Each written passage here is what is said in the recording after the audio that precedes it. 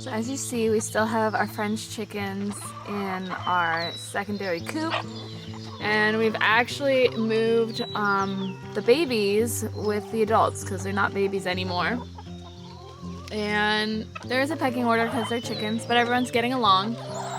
So I'm gonna go ahead and see if I can get the younger ones on camera and show you them.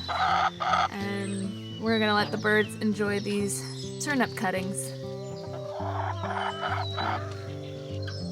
Like I said before in a previous video, any of the birds that have feathers on their feet, they are Shorty's offspring. So to the left there, there's one of Shorty's sons. That one's a little rooster.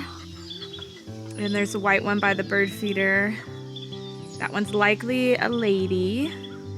And there's a little black one in front of us pecking at the greens. That one is a female. And the one to the right eating out of the bird feeder, that's white and like black and with a green shimmer. That one's also another rooster. We think we have about 3 roosters and the rest were girls. Perched up on the log, there's a little black one. That is a little girl. And they have not started to lay eggs yet, but they're likely to get slightly larger, but they're basically fully grown.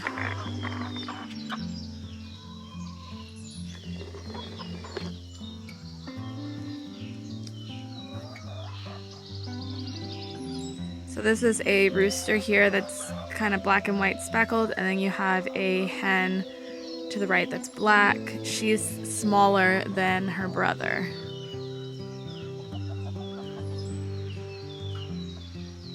And it looks like most of the hens had a whiting true blue mother.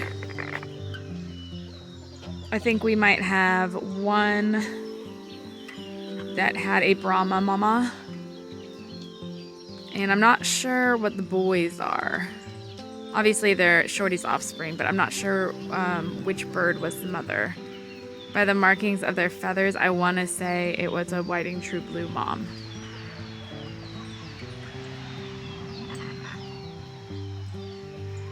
And with my guesses, that means we did not pay attention to the egg colors. We actually just threw a handful of mixed eggs under the girls that were broody, and this is what we got. In the future, I think we're going to try to just hatch some of our blue eggs, which means they're from the whiting true blue breed of bird. So some people have asked how our egg production is doing, and recently in the last week it slowed down, but we suspect that's because we stopped giving them fly larvae. Because there's less light hours, we supplement their feed with extra protein. Okay, nobody's produced an egg yet this morning. Oh, here's one. So we supplement their feed with extra protein because they need that in the fall and winter. But even though our egg production has slowed down, the eggs themselves are larger than they were in the summer and springtime. So if your egg production is down, not that you're asking, but I would recommend increase their protein. And another thing, because there's less daylight in the hours of the day, you could put a light on in their chicken coop, and that will increase their output of eggs.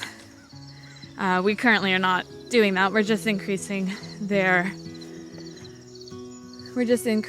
protein. Also, the breed of chicken you have will determine how many eggs they lay in a year. So you might want to look into the breed that you have and how many they tend to lay in a year. And if it's a lower number, then there's probably not much you can do other than wait for them to start laying again. All right, let's get to work on the garden. I had family in town, so it's been neglected, and even before that it was neglected because I was getting ready for family. So let's do a little maintenance.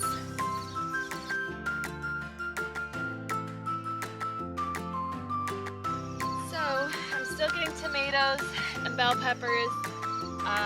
My herbs are going strong. I've harvested a good portion of those and have been drying them out. I'm still getting green beans and pumpkins and eggplants. And what else?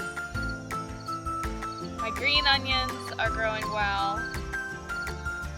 So really until we get our first frost, these are just gonna keep growing. And because I haven't stayed on top of it, I'm not really burnt out. So whatever goes bad, I just give it to the chickens. And then when I have a big harvest and I can't eat it all, I donate it. And I just pop out of the garden, out of the kitchen as I need, and jump into the garden and grab something for the kitchen. And my garden's not perfect, and that's okay, because I have other things that matter more.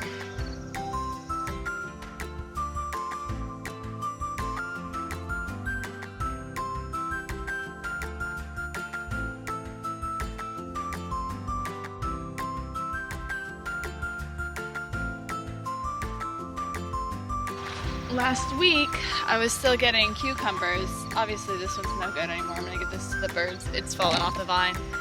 But up to last week, I was still getting cucumbers. Now the plant's pretty much done. Let's move over to the green beans. Now, for those of you who watch all my videos, you might recall I was letting my green beans just dry out because I want to shell them. But they're still producing, so I'm gonna go ahead and grab all the fresh ones. And actually, I think I might start grabbing all the dried out ones on the vine because they're gonna start dropping into the bed, which I don't really want to happen.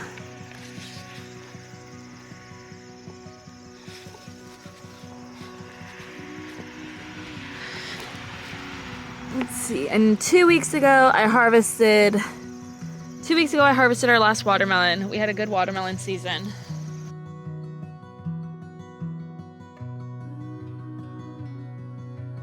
Look at those snapdragons. They have really taken off. I have some over here that are red, and they looked like they died, and they bounced back as well. The plants have been very happy this year. Fall's pretty nice because it's not very hot out while you're in the garden, which makes it a lot easier to weed. And around here, everything's just slightly moist from the rain we had earlier in the week. So this is my field that had the corn in it. And I'm gonna go ahead and plant some garlic bulbs. This garlic was harvested this year. And these bulbs are the second generation of the ones I planted last year, which I just bought from Walmart. So it just said French garlic on the packaging when I bought it. And this is a soft neck variety, which keeps a little bit longer. And I didn't have any problems with it. I really loved how easy it was, and it produced healthy, large bulbs. So hopefully this time around it's even better. And these are the large pieces from those bulbs that I set aside when I was preserving and pre-peeling the garlic that's now in my refrigerator. Some people really care about what varieties they have. Like I was in Oregon at a farmer's market, and I showed some sellers my garlic, and I was all proud of it because they grew garlic, so they'd understand. And they wanted to know what variety I had, and I was like, I don't know. And they seem to be kind of like what I'll call snobby about it, but I'll just say whatever variety they had, no one was buying it because it looks really pathetic and sad and almost sickly. So I don't really care about that. I My whole thing is function. Does it serve a purpose for the function that I have, which is to consume and eat? Yes. Is it easy to grow? Yes. Was it a large yield? Yes. So it checks all the boxes I care about. I actually wound up selling some of this garlic to my neighbors, but all the garlic I had planted was for just my family this year, and they wanted more, and I was like, oh no, I'm gonna consume all of that this year. So maybe next year I'll have a little bit more to sell, but I think garlic's super easy. I love garlic. I put so much in all of my food. And so anyways, I'm gonna go ahead and be quiet and plant.